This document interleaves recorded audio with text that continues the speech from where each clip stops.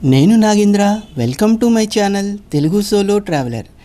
ఈ వీడియోలో ఇప్పుడు మనం మాతా బగళాముఖి ఆలయాన్ని దర్శించుకుందాం. ఈ ఆలయం మధ్యప్రదేశ్ రాష్ట్రంలోని ఉజ్జయిన్ నుండి దాదాపుగా 100 కిలోమీటర్ల దూరంలో గల నల్కేడా అనే గ్రామంలో ఉంటుంది. ఈ ఆలయంలో జరిగే హోమం చాలా ప్రత్యేకమైనది. ఎవరు అయితే భూత ప్రేత పిశాచ బాధలు, శత్రు భయాలు, కోర్టు వివాదాలతో ఇబ్బందులు పడుతున్నారో అలాంటి వారు నల్కెడా గ్రామంలోని లఖుందూర్ నదీ తీరంలో గల బగళాముఖి అమ్మవారిని దర్శించుకొని హోమం జరిపించుకుంటే భూత ప్రేత శత్రు భయాలు, కోర్టు వివాదాలు అన్నీ తొలగి అమ్మవారి అనుగ్రహంతో విజయాలు సిద్ధిస్తాయని ఈ ఆలయ స్థల మహాత్మ్యం.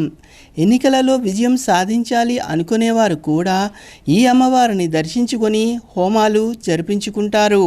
ఇప్పుడు ఈ ఆలయాన్ని ఎలా చేరుకోవాలి, ఎక్కడ స్టే చేయాలి, అమ్మవారిని ఎలా దర్శించుకోవాలి, హోమం తదితర వివరాల గురించి తెలుసుకుందాం. ముందుగా ఈ వీడియోకు ఒక లైక్ ఇచ్చి మీరు కూడా నాతో రండి డిజిటల్లీ.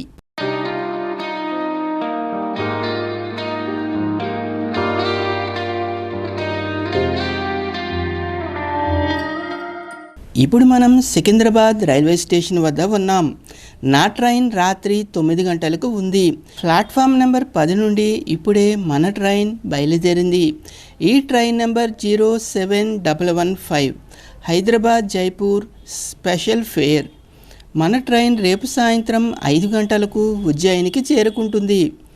నల్కేడా బగళాముఖి ఆలయం చేరుకోవాలంటే ముందుగా మనం ఉజ్జయిని చేరుకోవాలి.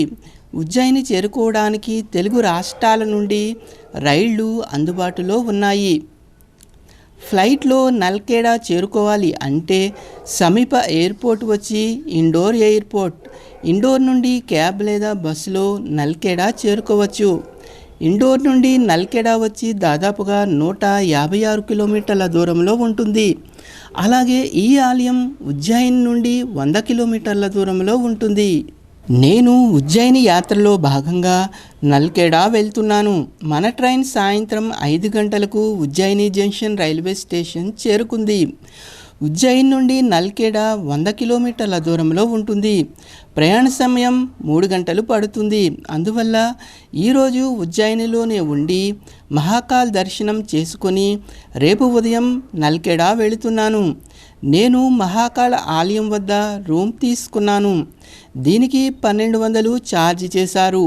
రైల్వే స్టేషన్ నుండి మహాకాళ్ ఆలయం 1.5 కిలోమీటర్ల దూరంలో ఉంటుంది.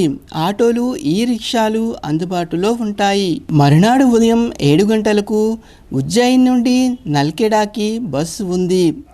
ఉజ్జయిన్లోని దివాస్ గేట్ బస్టాండ్ నుండి నల్కేడా బస్సులు అందుబాటులో ఉంటాయి. నా రూమ్ నుండి దివాస్ గేట్ బస్టాండ్ వచ్చి దాదాపుగా 1.5 కిలోమీటర్ దూరంలో ఉంటుంది. ఇదే దివాస్ గేట్ బస్టాండ్. ఈ కమాన్కు ఎదురుగా బస్టాండ్ బయట నల్కేడా బస్సులు ఆగుతాయి. మధ్యప్రదేశ్లో అన్ని ప్రైవేట్ బస్సులే ఉంటాయి. గవర్నమెంట్ బస్సులు అసలు ఉండవు. చాలా ప్రైవేట్ ఆపరేటర్లు బస్సులు నడుపుతూ ఉంటారు. ఇప్పుడు ఈ బీకే యాదవ్ బస్సులో నల్కేడా వెళ్తున్నాము. మన బస్ సరిగ్గా 7 గంటలకు బయలుదేరింది. టికెట్ ప్రైస్ వచ్చి 140 రూపాయలు. నల్కేడా బస్సులు అన్నీ బగళాముఖి ఆలయానికి ఎదురుగా ఆగుతాయి. ఈ ప్రయాణానికి మొత్తం 3 గంటల సమయం పడుతుంది. సగం దూరం ప్రయాణించిన తర్వాత అగర్ అనే ఊరు వస్తుంది. ఇక్కడ మన బస్సును 30 నిమిషాలు ఆపుతారు. దాదాపు 3 గంటల ప్రయాణం తర్వాత నల్కేడా సెంటర్ వస్తుంది. ఇక్కడ కూడా ఒక 10 నిమిషాలు బస్సును ఆపుతారు. కొంత సమయం ఆగిన తరువాత తిరిగి మన బస్ బయలుదేరింది. ఒక 10 నిమిషాలలో బగళాముఖి ఆలయానికి ఎదురుగా గల ఈ జంక్షన్ వద్ద బస్ ఆగుతుంది. నల్కేడాలో నేను తీసుకున్న రూమ్ ఈ సెంటర్లోనే ఉంటుంది. హోటల్ పేరు ఓంకార్ ప్యాలెస్. ఇది వచ్చి ఇండియన్ ఆయిల్ పెట్రోల్ పంపుకు ఎదురుగా ఉంటుంది. ఒక రోజుకు 600 ఛార్జ్ చేశారు. దీని కింద కేఫ్ కూడా ఉంటుంది. ఇక్కడ north Indian rice item, fast foods కూడా అందుబాటులో ఉంటాయి. ఇదే ఏరియాలో మరికొన్ని హోటల్స్ ఉన్నాయి. నేను ఫ్రెషప్ అయ్యి ఆలయానికి వెళుతున్నాను.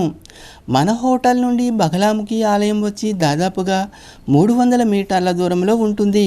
మనకు చెట్ల మధ్య కనిపిస్తున్న ఈ గోపురం వచ్చి బగలాముఖి ఆలయం. ఇక్కడ రహదారి ప్రక్కన పువ్వులు అమ్మే షాప్స్ ఉంటాయి. దీనిని దాటి ముందుకు వెళితే అమ్మవారి ఆలయం వెళ్ళే మార్గం వస్తుంది. ఇక్కడ నుండి ఎడమవైపు వెళ్ళాలి. ఈ మార్గంలో నల్కేడా సెల్ఫీ బోర్డ్ ఉంటుంది. ఈ బ్రిడ్జ్ దాటితే ఎదురుగా కనిపిస్తున్నది ఆలయ ముఖద్వారం. ఇవన్నీ పూజా సామాగ్రి అమ్మే దుకాణాలు. ఆలయానికి ముందు పెద్ద షెడ్ ఉంటుంది. దీనికి ముందు ఎడమవైపున ఒక పెద్ద చెట్టు ఉంటుంది. దీనికి ఇలా పసుపు రంగు దారాలు కడుతున్నారు. అలాగే కుడివైపున ఇది వచ్చి ఆంజనేయ స్వామి వారి సన్నిధి. మీరు కూడా దర్శించుకోండి. ఎంతమంది వచ్చినా కూర్చోవడానికి వీలుగా ఈ షెడ్ నిర్మించారు.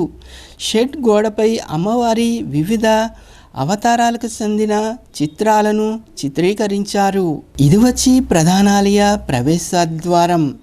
ఇక్కడే శ్రీ బగలాముఖి మందిరం నల్కేడా అని బోర్డు ఉంటుంది. ఈ గోడవారణ చెప్పుల స్టాండ్ కూడా ఉంది. సింహముఖ ద్వారం గుండా ఆలయంలోకి వెళదాం రండి. ప్రధాన ఆలయం ప్రాంగణంలోకి ప్రవేశించిన భక్తులకు ఎదురుగా వాటర్ ఫౌంటైన్, దీపస్తంభం కనిపిస్తాయి. ఆలయం మొత్తం పసుపు రంగులో ఉంటుంది. ఇదే బగలాముఖి ఆలయం. ఇక్కడ వారు బగలాముఖి అమ్మవారిని పీతాంబర్జీ అని కూడా పిలుస్తారు. ఆలయంలోకి వెళ్ళడానికి ఎడమవైపున కుడివైపున మెట్లు ఉంటాయి. ఆలయానికి కాపలాగా 2 తెలుపు పాలరాతి సింహాలు ఇక్కడ మనం చూడవచ్చు. ఈ ప్రాంగణంలో కుడివైపున టికెట్ కౌంటర్ కూడా ఉంటుంది. ప్రధాన ఆలయం ఎదురుగా హోమగుండం ఉంటుంది. అమ్మవారి ప్రధాన ఉత్సవాల సమయంలో ఈ హోమగుండంలో హోమాలు నిర్వహిస్తారు. దీపస్తంభం వెనుక అమ్మవారి ప్రధాన ఆలయానికి ఎదురుగా బగలాముఖి అమ్మవారి ఆయుధమైన త్రిశూలం ఉంటుంది. ఈ ఆలయంలో దర్శనానికి టికెట్స్ ఏమీ లేవు. అమ్మవారిని దర్శించుకుందాం రండి. ఇది వచ్చి అమ్మవారి వాహనం. ప్రధాన ఆలయంలో బగలాముఖి అమ్మవారు ఈ విధంగా 3 రూపాలలో బంగారు వర్ణంలో ఉంటారు. ఆలయం లోపల బయట కూడా పసుపు వర్ణంలో ఉంటుంది. ఒకవైపున లక్ష్మి, మధ్యలో బగలాముఖి, చివరన సరస్వతి అమ్మవారు ఉంటారు. అమ్మవారిని మీరు దర్శించుకోండి. అమ్మవారి దర్శనం తర్వాత బయటకు వచ్చి ఈ మార్గంలో ఒక ప్రదక్షిణ చేసి ఉపాలయాల దర్శనానికి వెళదాం రండి. ఈ బగలాముఖి ఆలయం 5000 సంవత్సరాల క్రితమది. అంటే మహాభారత కాలం నాటిదిగా చెబుతారు. దశ మహావిద్యలలో బగలాముఖి 8వ అమ్మవారు. ఈ అమ్మవారిని ఆరాధించడం వల్ల మన శత్రువులను స్తంభింపచేస్తుంది. వారి వల్ల మనకు ఎలాంటి హాని కలగకుండా మనకు విజయాలను కలిగేలా అమ్మవారు అనుగ్రహిస్తుంది. సాధకునికి ఎంతో శక్తిని ఇస్తుంది. మన మాట వల్ల ఎదుటి వారిని ఆకర్షించగలుగుతాము. అందుకే ఎలక్షన్స్ సమయంలో అభ్యర్థులు నాల్కేడా వచ్చి అమ్మవారిని దర్శించుకొని ఇక్కడ ప్రత్యేకమైన హోమాన్ని జరిపించుకుంటారు. కోర్టు కేసులలో ఇబ్బంది పడేవారు, వివాహ ఆటంకాలు తొలగించుకోవాలి అనుకునేవారు కూడా ఇక్కడ హోమాలు జరిపించుకుంటారు. హోమ సమయంలో పసుపు రంగు వస్త్రాలు ధరించి హోమాన్ని విధిగా నిర్వహిస్తారు. మహాభారత కాలంలో పాండవులు ఈ ఆలయాన్ని నిర్మించారని, బగలాముఖి సాధన చేశారని ఆలయ స్థల మహాత్మ్యం. ఇక ఇదే ప్రాంగణంలో అనేక ఉపాలయాలు కూడా భక్తులు దర్శించుకోవచ్చు. అవి వచ్చి ఎడమవైపున శ్రీకృష్ణ మందిరం ఉంటుంది. ఇదే శ్రీకృష్ణ మందిరం, మీరు దర్శించుకోండి. ఇక కుడివైపున ఆంజనేయ స్వామివారి ఆలయం, కాలభైరవ ఆలయాలు ఉంటాయి. ఆంజనేయ స్వామివారిని, కాలభైరవ స్వామివారిని మీరు కూడా దర్శించుకోండి. ఇప్పుడు మనం చూస్తున్న ఈ ఆలయాన్ని ఈ విధంగా బంగారంతో తాపడం చేయిస్తున్నారు. దానికి సంబంధించిన నమూనా ఆలయం ఇది. ఇప్పుడు ఒకసారి మన దేశంలో ముఖ్యమైన బగలాముఖి ఆలయాలు ఎక్కడ ఉన్నాయో చూద్దాం. అవి వచ్చి హిమాచల్ ప్రదేశ్లోని బంక్ హండీలో కొలువుతీరు ఉన్న బగలాముఖి ఆలయం, మధ్యప్రదేశ్లోని నల్కేడాలో ఉన్న బగలాముఖి ఆలయం, మధ్యప్రదేశ్లోని దాటియాలో గల బగళాముఖి ఆలయం, అలాగే ఆంధ్రప్రదేశ్ రాష్ట్రం గుంటూరు జిల్లాలోని చందవోలు గ్రామంలో గల బగళాముఖి ఆలయం, అదేవిధంగా కామాఖ్యలో కూడా బగళాముఖి ఆలయం ఉంది. ఈ ఆలయం వెనుక మరియు ఆలయ ప్రాంగణం బయట హోమశాలలు ఉంటాయి. ఇక్కడ తాంత్రిక వైదిక పద్ధతులలో హోమాలు నిర్వహిస్తారు. ఈ ఆలయం ఉదయం 6 గంటల నుండి రాత్రి 10 గంటల వరకు తెరిచి ఉంటుంది. ఈ సమయంలో హోమాలు నిర్వహిస్తారు. ఉజ్జయిని మహాకాల్ దర్శనానికి వచ్చిన వారు ఒకరోజు కేటాయించుకుంటే ఉదయం వచ్చి సాయంత్రానికి మరలా ఉజ్జయిని వెళ్ళిపోవచ్చు. స్టే చేయాలనుకుంటే కూడా రూమ్స్, హోటల్స్ అందుబాటులో ఉంటాయి. అదేవిధంగా ఈ ఆలయానికి ప్రక్కన 2 శివ సన్నిధులు ఉన్నాయి. వాటిని దర్శించుకుందాం రండి. ఈ ఆలయంలో మీరు స్వయంగా శివాభిషేకం చేసుకోవచ్చు. శివాలయం ప్రక్కన ఎత్తైన వేదికపై మరొక శివ సన్నిధి ఉంటుంది, దర్శించుకోండి. ఈ శివాలయాలు బగళాముఖి ఆలయానికి మధ్యగల ఈ మార్గంలో వెళితే లఖుందూర్ నది తీరం వస్తుంది. వెళదాం రండి. ఇది వచ్చి నర్మదా నదికి ఉపనది. బగళాముఖి అమ్మవారిని దర్శించుకొని హోమం జరిపించుకోవడంతో నల్కేడాలో మన బగళాముఖి ఆలయ దర్శనం పూర్తయింది. నేను మరునాడు ఉదయం 8 గంటలకు నల్కెడా నుండి ఉజ్జయినికి బయలుదేరాను. ఇక్కడ ఆలయ అర్చకుల నెంబర్ కావాలంటే నాకు ఇన్స్టాగ్రామ్లో మెసేజ్ చేయండి. ఈ వీడియో కనుక మీకు నచ్చినట్లయితే లైక్ చేయండి. మీ అభిప్రాయాలను కమెంట్ రూపంలో తెలియజేయండి. మరొక వీడియోతో మళ్ళీ కలుద్దాం. నమస్తే.